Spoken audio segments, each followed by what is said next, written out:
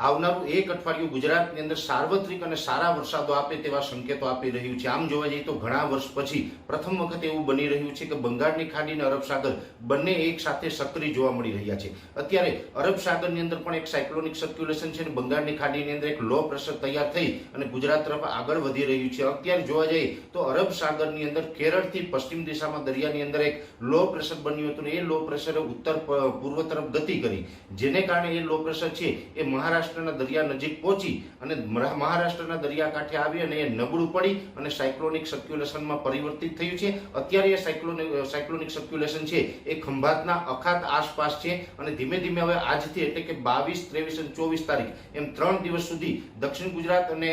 ભાલ વિસ્તાર છે અથવા તો જે સૌરાષ્ટ્રના કાંઠા વિસ્તારો છે, દરિયા કિનારેના જિલ્લાઓ છે જેમાં અમરેલી, ભાવનગર, ગીર સોમનાથ, જુનાગઢ જેવા વિસ્તારો, બોટાદ, આ તમામ વિસ્તારોને સારા વરસાદો આપે તેવી શક્યતાઓ છે। એ સાથે જોવા જઈએ તો અત્યારે જે બંગાળની ખાડીનું લો પ્રેશર આવી રહ્યું છે એ લો પ્રેશર છે એ ઉત્તર પશ્ચિમ તરફ ગતિ કરી રહ્યું છે અને એ લો પ્રેશર છે એ ધીમે ધીમે લગભગ 24 અથવા તો 25 ઓગસ્ટે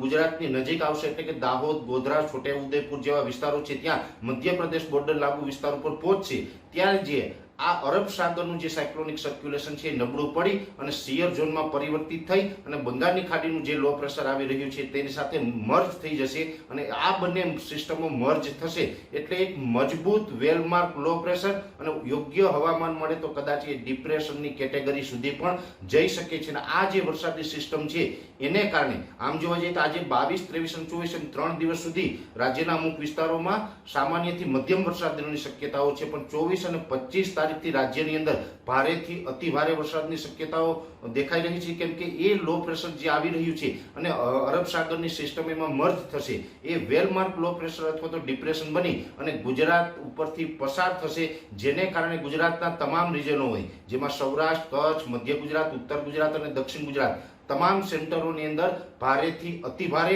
અને સારા વરસાદો પડે તેવી શક્યતાઓ દેખાઈ રહી છે। એટલે ખાસ કરીને આ બંને વરસાદી સિસ્ટમો સક્રિય થઈ છે, જેને કારણે જે આ ચાલુ મહિનો છે ઓગસ્ટ મહિનાનો, ઓગસ્ટનું જે છેલ્લું અઠવાડિયું છે એની અંદર રાજ્યની અંદર સારામાં સારા વરસાદ પડશે। મોટા ભાગના વિસ્તારોની અંદર 5 થી 7 ઇંચ અને રાજ્યના 50% કરતાં પણ વધારે વિસ્તાર એવા હશે કે જ્યાં ડબલ ડિજિટમાં વરસાદ પડી શકે છે, એટલે કે 9 ઇંચ કરતાં પણ વધુ વરસાદ જોવા મળે તેવી શક્યતાઓ માની રહ્યા છે। એટલે આવનારા દિવસની અંદર અરબ સાગર અને બંગાળની ખાડીની બંને સિસ્ટમોની અસરથી રાજ્યમાં સારા વરસાદ અને ભારેથી અતિ ભારે વરસાદ નોંધાય તેવી શક્યતા હાલ અમને દેખાઈ રહી છે। હવામાન નિષ્ણાત પરેશ ગોસ્વામી, જુનાગઢ।